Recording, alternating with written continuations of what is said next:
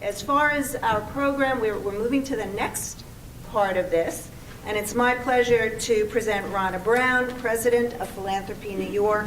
She will moderate a panel of 3 key grant makers who have been extremely active in the aftermath of Sandy and the recovery programs.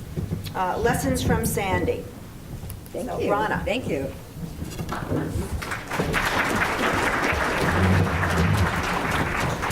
Thank you, Claire, Luana, the Better Business Bureau, all of the sponsors. I come to this conference every year, and I feel like every year I leave here learning something new that's really valuable. So I appreciate the fact that you do this. Can you all hear me? Is this good? Yeah, okay.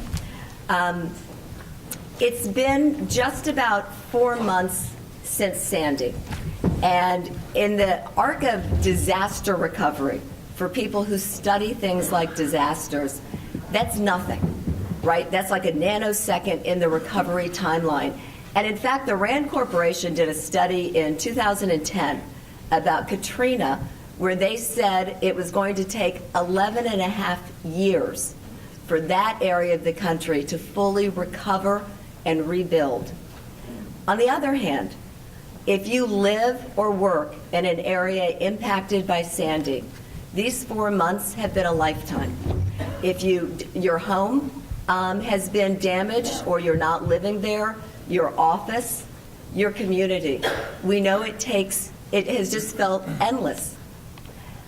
So when you think about those 2 ways of looking at the same time, you realize that all the people who get involved in a disaster and the recovery come with all these different perspectives. The professionals who see 4 months as nothing, the communities impacted who see 4 months as a lifetime. So how do we come together with those different perspectives and work together? Well, one of the great things about this completely amazing panel that I have the honor to participate in by moderating is that the folks up here, if you've looked at their bios, you can see that each of them have worn different hats over time. And part of what that means is they're not just coming to this work as funders, they're coming with a whole different set of perspectives based on past experience. I'm not going to go through in a lot of detail because you can read their bios, but I just want to point out that one thing, the different hats that folks have worn. So we'll start at the end with Marilyn Gelber, who's the president of the Brooklyn Community Foundation. Prior to being in that foundation, Marilyn worked for 28 years in city government. The city of New York, she has been very active in Brooklyn, even prior to the Brooklyn Community Foundation. So she brings all that knowledge about how government works to her job. Next, we have Emary Aronson from the Robin Hood Foundation. And Emary, in addition to being the managing director, Education and Relief Fund of the Robin Hood Foundation, is overseeing the Foundation's Hurricane Sandy Relief Fund. Prior to doing that, Emary was the Director of Education Initiatives at the New York City Partnership and Chamber of Commerce. So she comes with experience about both the nonprofit community and the business community, which is what that organization is very involved in. And finally, Dave Okorn, Executive Director of the Long Island Community Foundation. Prior to being in that position, Dave was the Director of Community Relations at Keyspan, so he comes with that business background as well as community knowledge, and he was the Senior Vice President at Abilities, a nonprofit. So all of you have come to this work understanding a little more about communities than simply being a funder. What I was thinking we would do to start off is to ask each of you, just to give some context for the work you've done around Sandy, is to talk about how it impacted your own organization and what you each did in the immediate aftermath of the storm. We'll say the 2 weeks after the storm. But before we get there, I thought it would be interesting just to see for all of you about who's in the audience. So I'd like to ask folks to raise your hand if you live or work in an area that was impacted by the storm. Okay, pretty significant. For your organizations, how many of your organizations have been involved, however you define it, in some kind of recovery or rebuilding work around Sandy? Wow. Okay, so this is really going to be, I hope, an interactive session. Please write your questions so we can make sure, or comments, that we can make sure that we have an opportunity to learn from all of you as well.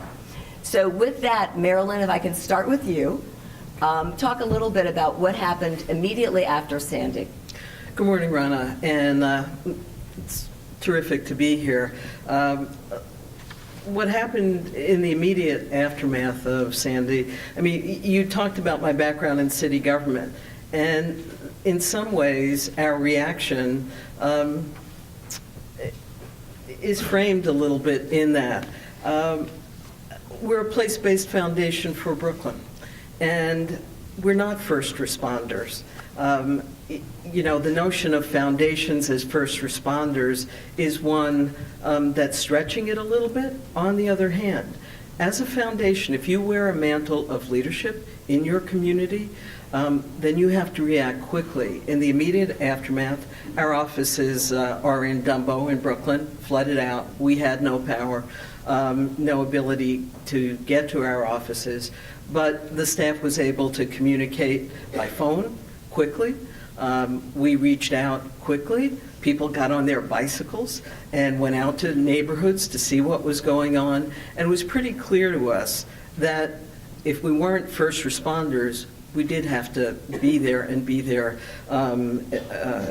relatively quickly. Within the first week, we turned to both the borough president of Brooklyn and the Brooklyn Chamber of Commerce to be partners in this, because we understood we should not be standing alone as a foundation, you know, without the partnership of government and the business sector. We reached out to them, asked them to convene by that Friday a meeting at Borough Hall of all of the communities that were most affected in Brooklyn. And in Brooklyn, it was essentially 5 community boards having a population of nearly 700,000. So you realize the scope and scale of this was enormous, plus sort of the eyewitness accounts that we were hearing. And in fact, that convening took place, and it was a result of that that we, again, understood that the direction of any fundraising and grant making had to follow 2 tracks, which is what we did the next week, both starting to raise money and also issuing RFPs. We decided we would do fast track grants, $10,000 maximum, quickly get them out there. But second, we decided that it was very clear that there needed to be cross-sector cooperation in neighborhoods. And by that I mean whether you were dealing with human services, whether you're dealing with housing, economic development, there was a reason now more than ever for everyone to come together. So based on that first convening and what people had to say, we, again, immediately got an RFP out there to try to solicit proposals from neighborhoods, from community organizations. Within 2 weeks, we had raised significant amounts of money and had received proposals from community. And so we were actually able to get over $600,000 out on the street, if not within the first 2 weeks, the first 3 weeks. Okay, thank you. Emary. Thank you. And thank you to everybody who's here who actually has been doing all of this Sandy work. We think of it as a privilege and an honor to get to partner with so many organizations that are really out there doing it. Robin Hood is a 25-year-old poverty-fighting organization here in New York City. We sort of do a hybrid model of, are we a charity, are we a nonprofit, are we a foundation? We raise all of our money every year, and so and then give it all away every year. Our board underwrites all of our administrative costs, which makes it possible to do that, have that sort of a model. When Sandy struck, even on Monday and Tuesday while we were all home and the rain was coming and the winds were blowing, we sort of had an idea that this was going to be a different sort of disaster than New York was used to. We were not in the disaster business. We, as Marilyn was saying, we don't think of ourselves as first responders, but we did have some experience after 9/11. We ended up with a very significant 9/11 fund that we operated in a slightly different way than we had traditionally operated. And we also knew that the organizations that we fund here in New York City, and we only fund in New York City, except when we do disaster funding, the organizations we fund in New York City were going to be on the front lines. They were already in many of the hard-hit communities because we know that the most vulnerable populations are going to be the ones who are going to be most affected by any sort of disaster. And so we're located in Union Square in what had became known as the trendy neighborhood of SoPo, south of Power. And so we were working quite well until the transformer blew and we lost our server, therefore no email, no files, no anything. And we recognized for ourselves that we were ill-prepared to be completely disconnected from that. Nevertheless, we reached out to all of the organizations we currently were funding, which was a little bit over 200 organizations, and asked them what they were doing and what they were seeing. And so if the storm was Monday, Tuesday, by Thursday we actually got a couple of freezers and refrigerators into food groups that had lost their freezers because that's what they needed. Our board met in an emergency meeting that Thursday and reactivated our relief fund, and with the same board committee that had done our 9/11 work. And so this was a group that knew how to work together and to do disaster relief. And earlier when Claire was talking about how a board has an obligation to meet once every 2 years, staff should report to the board once every 2 years about what it is that you're doing. This is a group that likes to meet once a week. And so we meet, in fact, this is the first week that we're not meeting since the storm struck. And so we immediately reactivated that and reactivated that policy of meeting every week to do both to do grant making, to make sure that we were getting money out into the community. At the time, on that Thursday, we had already gotten $1 million, had been given to us to do Sandy-specific work. The board decided that what we would do was we would grant at least $3 million in the first week, even before the money had come in for Sandy-specific work. And so by Friday of that week, we had wired out our first grants. We did not do an application process for those first grants. We actually reached out to our organizations that we had worked with and asked them what they needed and what they were experiencing, and sent out some funds right away to make sure that they had the capacity to continue that work. We can talk more about some of the things that were going on, but. Good, thank you. Again, I run the Long Island Community Foundation. We're an operating division of the New York Community Trust. We work in Nassau and Suffolk counties on Long Island with the donors and with that nonprofit community.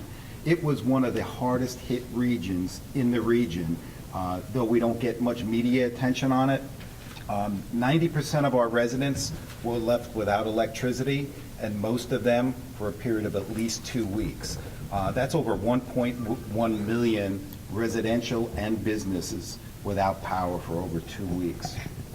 Over 100,000 homes were either damaged or destroyed, including 2,000 homes that were deemed uninhabitable. The estimated property damage on Long Island was $8.5 billion, and the loss of revenues to the community due to closed businesses and loss of wages was about $10 billion. So a very severely impacted community. One of the other difficulties that we have in our community is that we have so many layers of government within our community.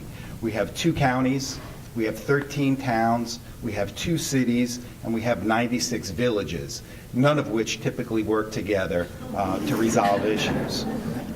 As far as our staff, on average, we were all out of power for 14 days. Our office, too, was out of power for over 2 weeks. Luckily for us, again, we were able to either locate through nonprofit or through business partners other places to set up shop. We did that close to people's homes because gasoline was becoming an issue. Immediately, even before the storm, we were in communication with our nonprofit partners, and then thereafter, the same. We started out talking with a lot of the larger players that we work with who provide a lot of that first response.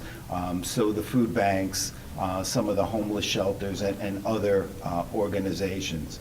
So we were in conversations with them. Immediately after the storm, we had reached out to them to see if they needed funding, if they needed supplies, or what their needs were at the time.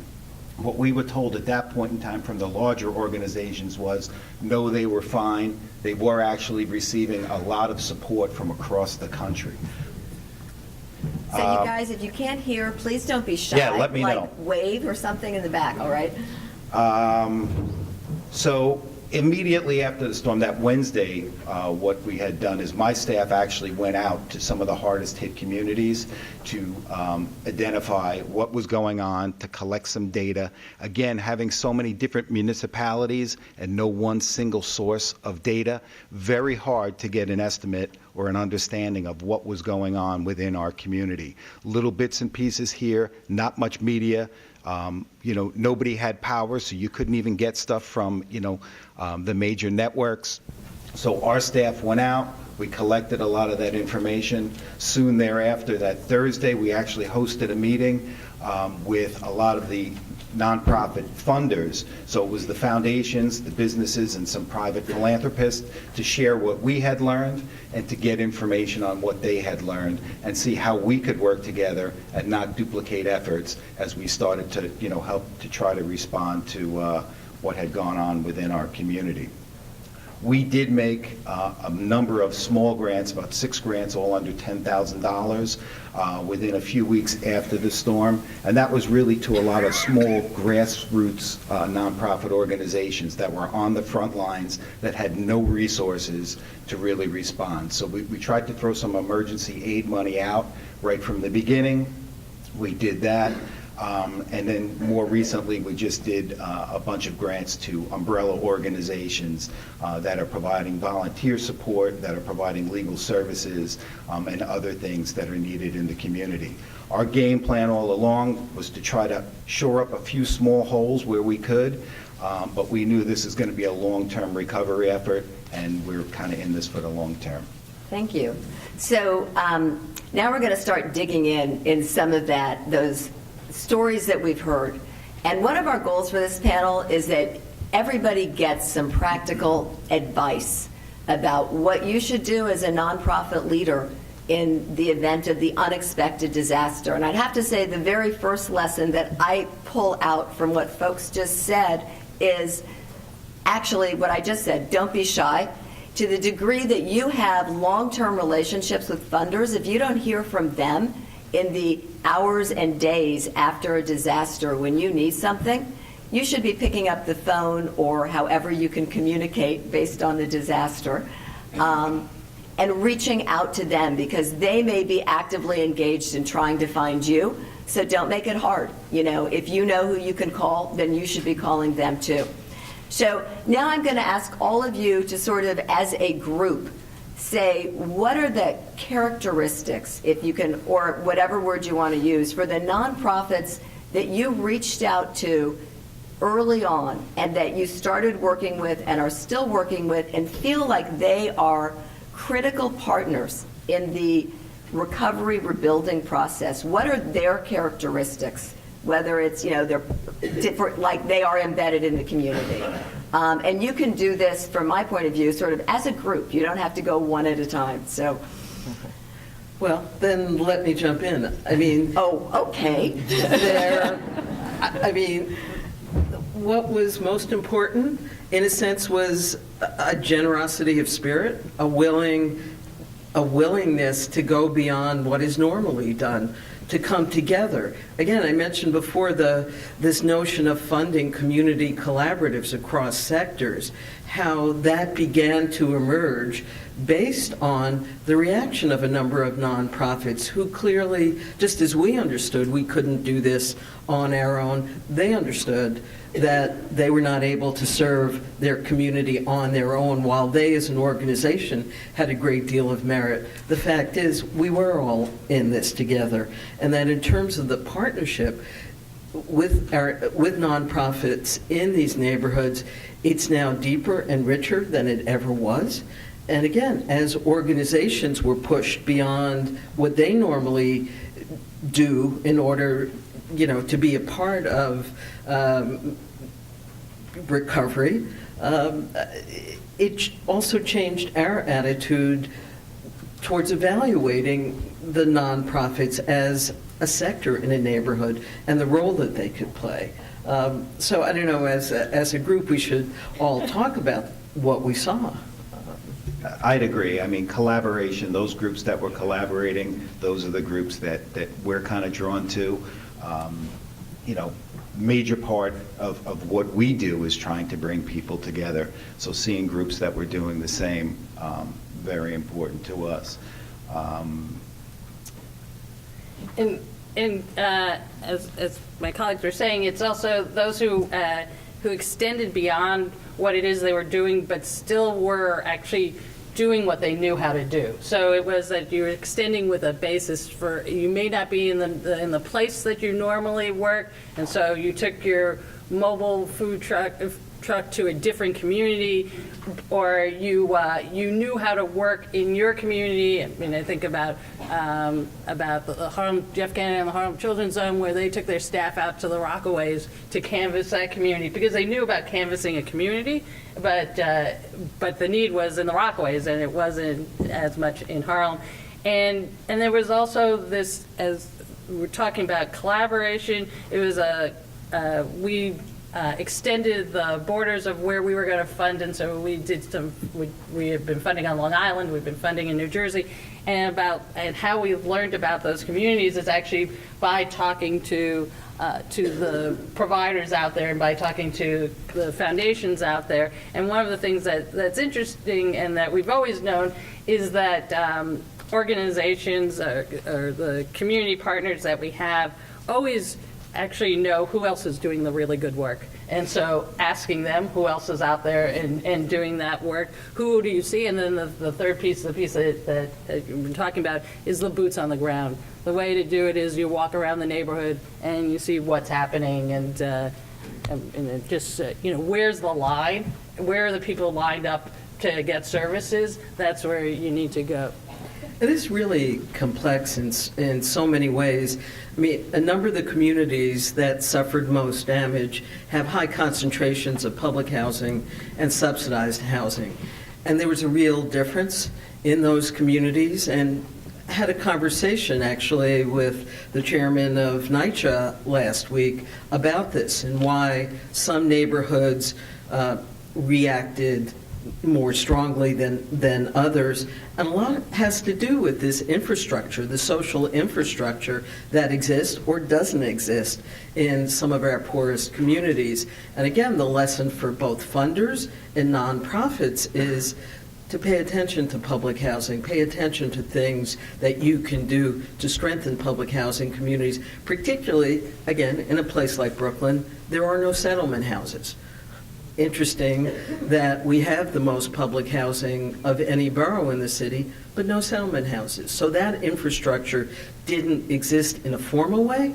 It began to exist as organization, again, crossing sectors, stepping up into areas they had not been in before, began to come together. But it's a serious set of issues that we clearly saw revealed more dramatically after the storm than had been the case prior to it. I want to come back to the public housing stuff, but first to step back to where you all started a little bit to talk about collaboration.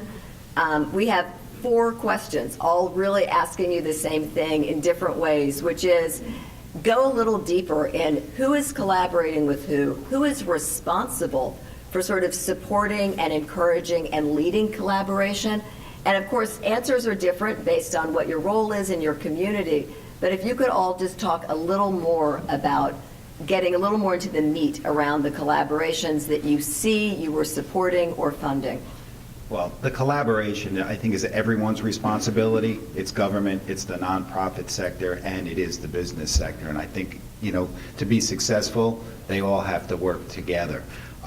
We saw a lot of collaboration on Long Island. One of the best collaborative efforts that we had was something called the Long Island VOAD. It's Volunteer Organizations Aiding in Disaster. And this is an organization and a program that had started in Long Island in the aftermath of 9/11. It was together for a while. And then, like anything else, over time, and nothing's happened, it kind of fell apart. And then maybe a year or so ago, the organization actually started getting back together again. So there were kind of monthly calls and monthly meetings where the groups were coming together. It was government agencies, it was the nonprofit sector, and a little bit on the business sector side as well. But what it did was it opened up communications, it built relationships between these various individuals and these groups. People knew what each other's capacities were, what their strengths were.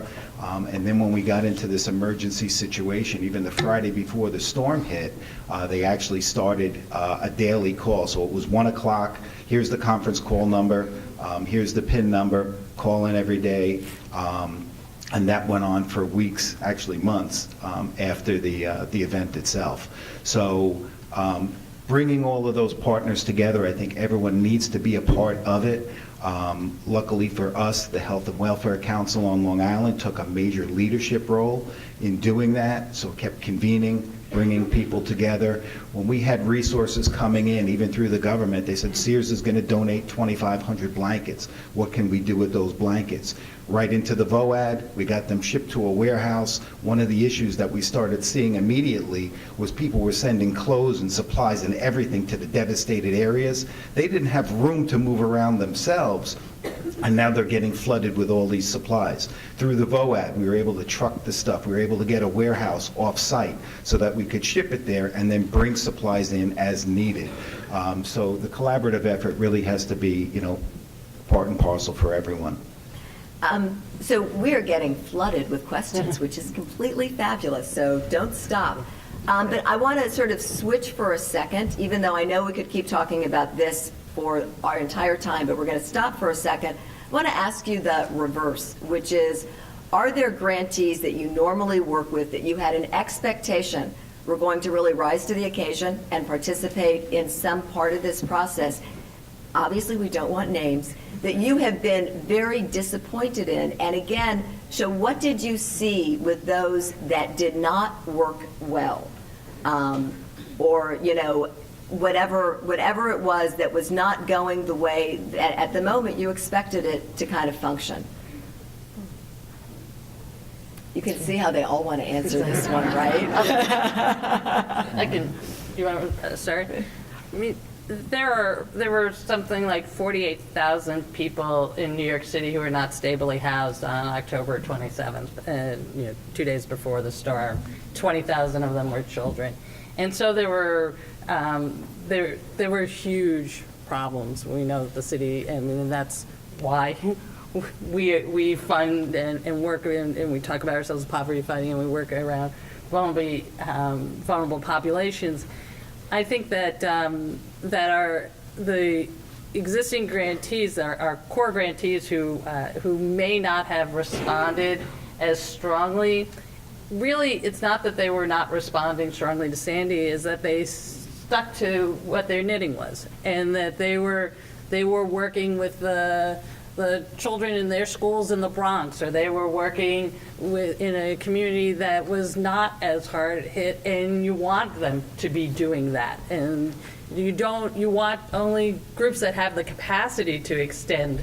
And so I'm less willing to sort of cast blame and say, oh, you should have done something that you didn't do. It is as important to continue that fabric. That one of the things that we know from Katrina, right, there were about 4,000 nonprofits in Katrina, in New Orleans before Katrina. They were left with 5 after the storm. And so what New York City has is a very rich nonprofit community, and that's such an important fabric for us. And as we've been trying to extend into other communities, it's one of the learnings that we've had to do is around how do you find others, and other communities don't have as many as we do, and you have a lot of new groups that have grown up just because of it. Can I just add one more thing to that? Sorry, Yes. I don't mean to monopolize one. Which Go is for it. the world of social media actually changes a lot of how this works. I mean, after 9/11, there was no such thing as Facebook, and so if you remember when people were looking for people, they put up posters and stuff. Now, collaboration. How do you communicate with people? And I'll admit that I actually am not on Facebook. I might be the last person in America who's not on Facebook.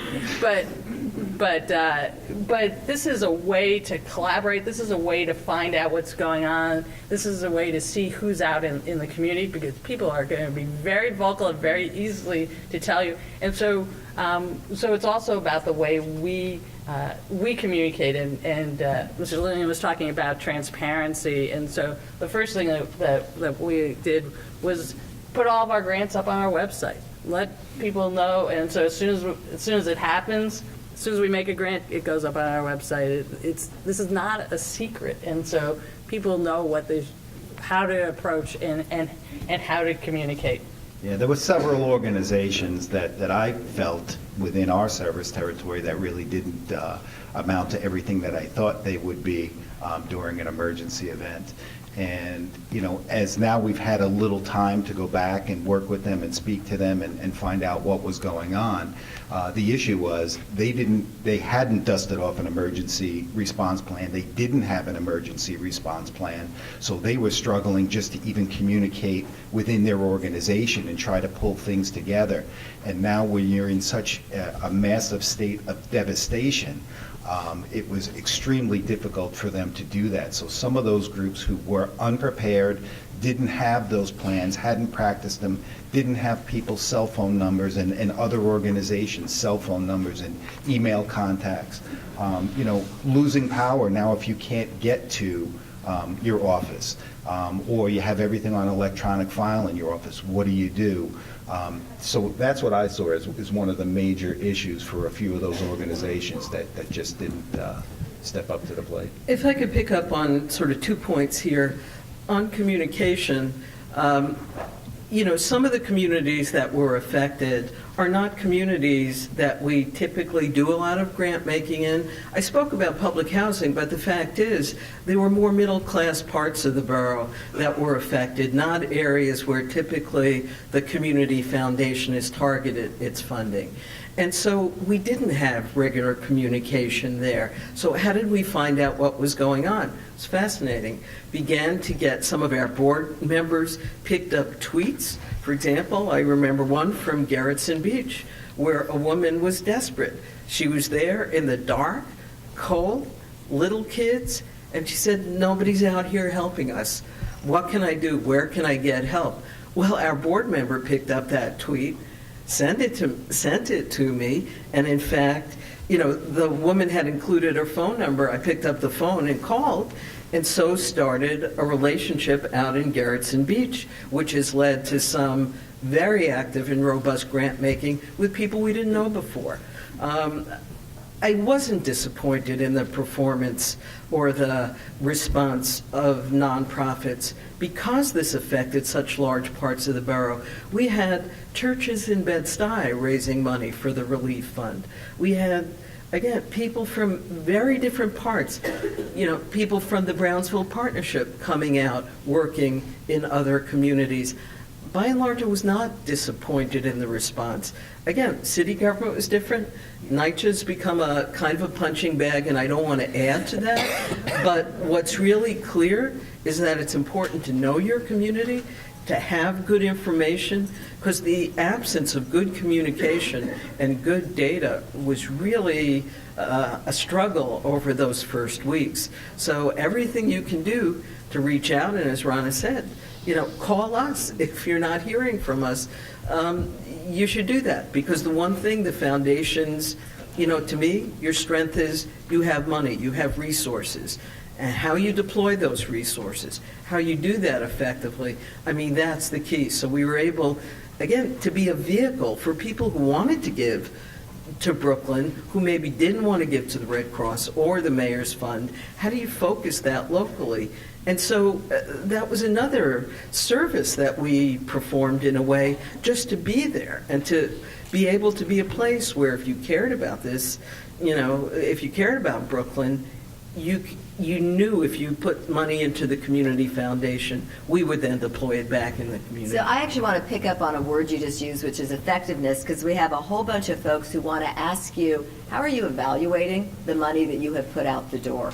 What are you, Robin Hood, are you a set of metrics that you are bringing to those grantees and really looking at it the way you typically look at grants, or are you using different standards? And for all three of you, at what point are you evaluating? Are you already starting that process now and deciding who you're going to keep working with over this next year? Or is that something that you feel like it's too early to be in that process now? But let's start with Emary, because several of the questions were specifically for Robin Hood. How are you evaluating? Thank you. So, as many of you know, Robin Hood is known for our system of metrics and evaluation, and we are one. There are a couple of grantees in the room, and so one who's actually, I think we have our report meeting next week or something like that. And so, sorry, so we're in an emergency situation. We should say that our first grants were all made as 3-month grants. Because we thought 3 months into it, things are going to look different than 6 months into it. So then we moved from 3-month grants to 6-month grants,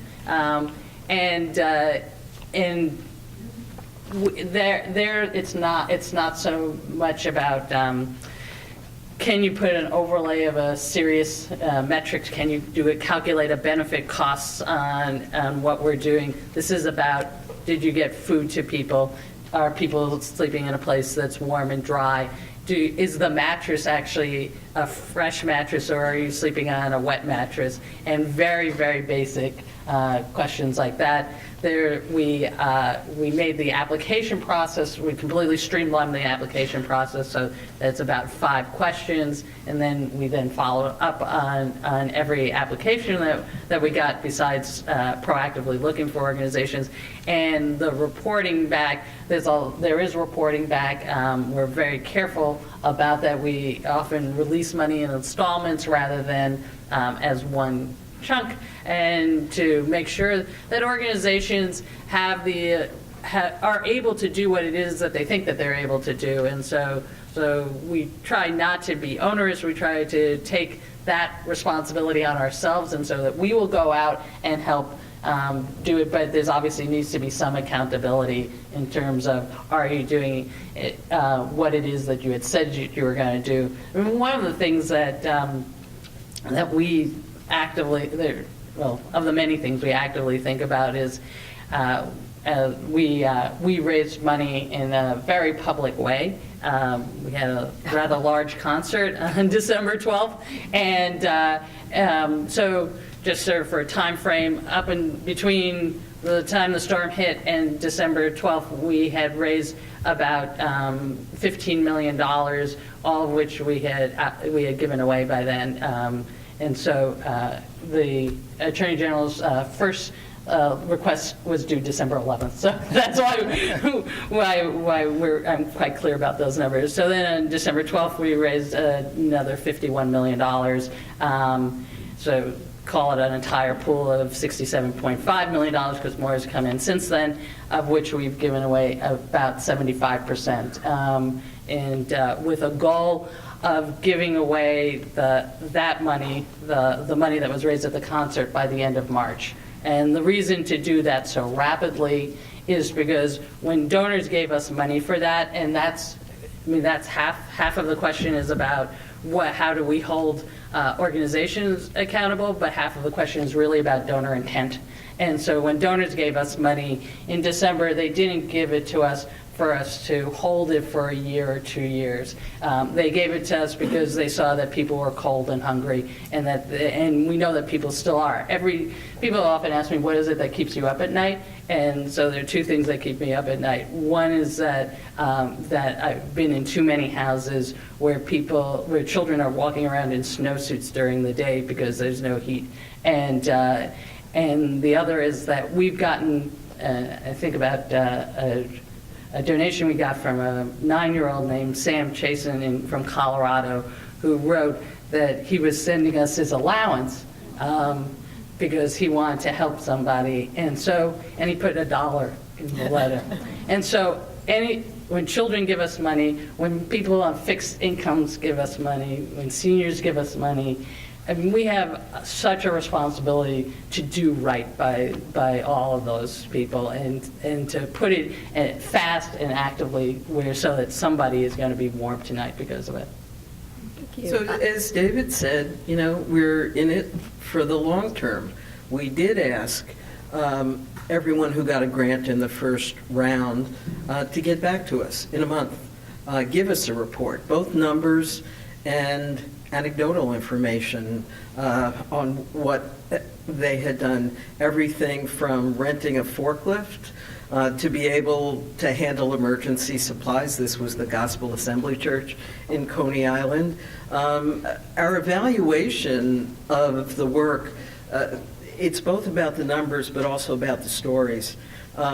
Because we're place-based, because we're not going away, and we know this is going to last over time, the real strength of the investments is in those collaboratives. And again, I know you asked about it, Ronna, and didn't really go into too much detail, but the investment that we're making is not only from the Recovery Fund.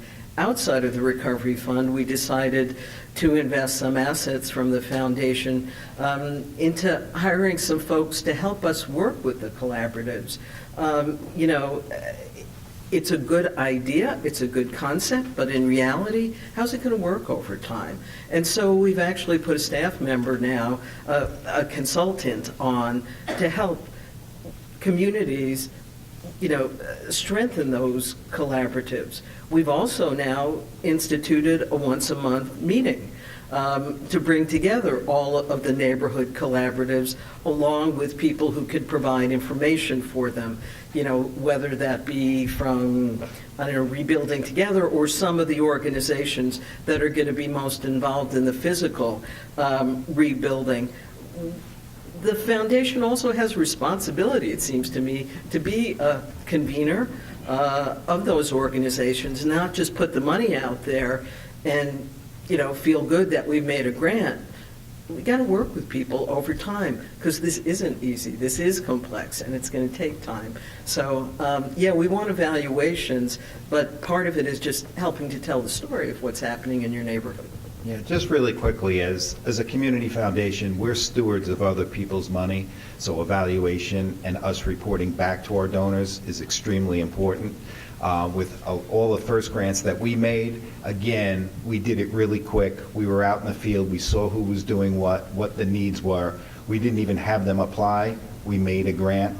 And what we asked them to get back to us with was not a long written report, give us bullets with the information. That just gives us the statistics. So if you were providing food, helping people with shelter, providing legal services, whatever it is, just give us some bullets. Because again, we didn't want to be overly burdensome on organizations that are in the process of trying to provide emergency services to individuals in need.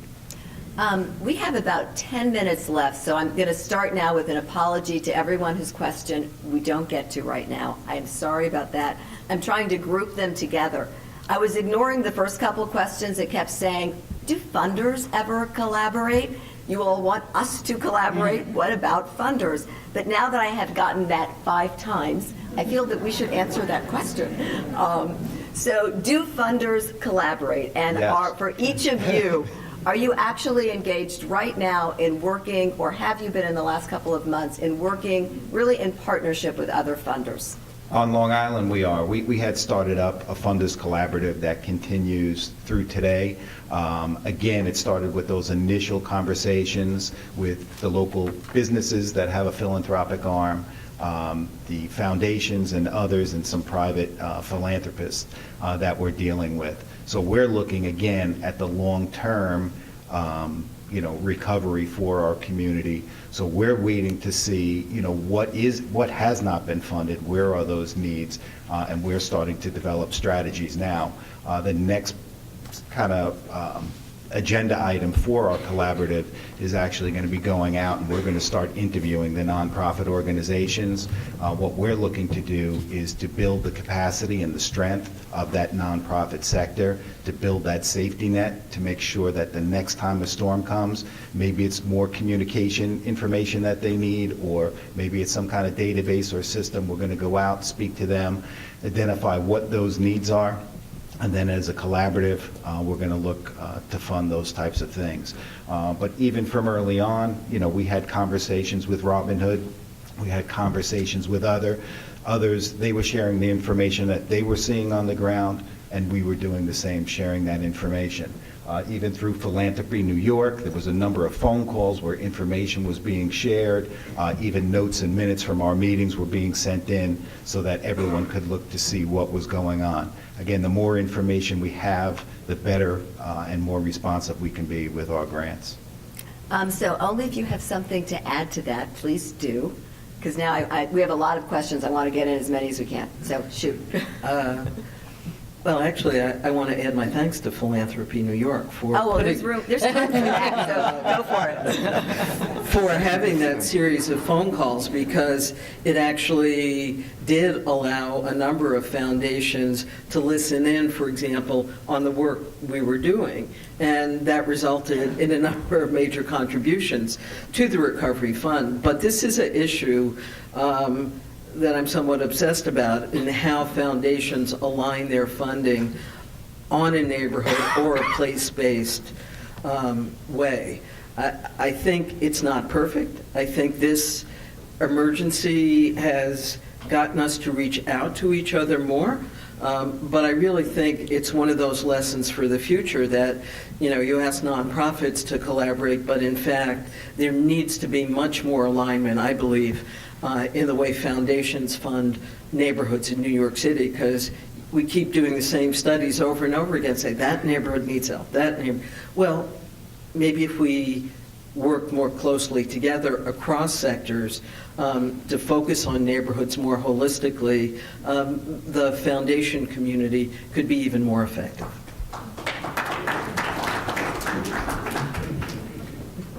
I didn't do that for the audience. And I think there is agreement about that, yes. And collaboration doesn't only mean that you fund to a donor collaborative. I just want to be clear that their foundations do a lot of work together and should do a lot of work together where we share the information that we see. And so that that people talk to each other. And over time, there's been a lot more of it, but an emergency like this, disaster like this, I think actually brings out the best in doing that, and sort of how do we all share our resources? And to that point, there are actually a number of funder groups who are just in the very beginning stages of really working together actively around recovery issues. So there is a lot of collaboration that's going on the funding side. We have just a couple of minutes, so I want to ask each one of you to make just a few final remarks that cover two things. One, what are your long-term plans around Sandy recovery? And what are your long-term concerns around Sandy recovery?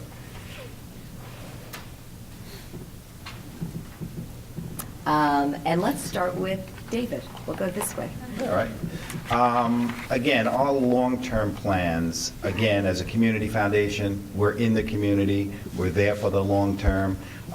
It's going to be working with that nonprofit sector. It's going to be listening to them. We're going through now, like I said, a series of interviews with the various individuals in the nonprofit community to understand what would help them respond better in the future. And then based on that, our collaborative will be making grants. Some of the things that I hope come out of this is, again, to ensure that all nonprofits, as well as government sector and others, all have disaster recovery plans. Make sure they're in place, make sure they're tested, make sure they're reviewed. Because when something like this happens, again, all those resources that you rely on a daily basis, I mean, luckily during this storm, even losing power, we all had cell phones. We could still all communicate that way. What happens if those weren't available? Think of how much worse, the results could have been here. So I think that's important. And then I also think that, we have to look, especially on Long Island, about a lot of our communities. And if we don't learn from this, if we don't change our ways, a lot of the places that we have homes built, does it make sense to have homes built there? Or if we do, what do we need to change and do differently so that people aren't constantly in harm's way?